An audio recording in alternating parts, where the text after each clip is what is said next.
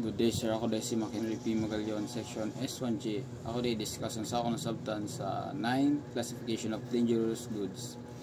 Ang ikauna nga klase kay explosive, mga butang nga dali mubuto sasama sa pabuto, bomba o dinamita. Ang ikaduha nga klase kay flammable gases, mga gas nga pwede masunog, makalason o dali masunog sama sa LPG o oxygen. Ang ikatulo nga cluster kay flammable liquids, mga likido nga dali magkalayo sama sa gasolina, alcohol o pintal.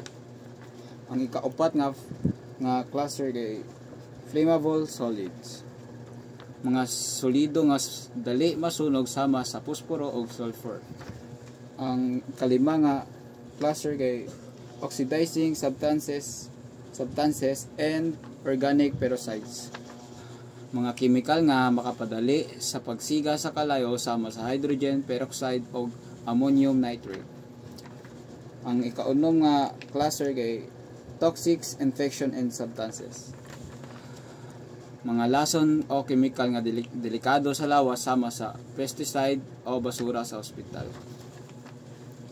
Ang ikapito nga answer nga class radioactive material, mga materyales nga nagpagula o radiation sama sa uranium o mga gamit sa ospital.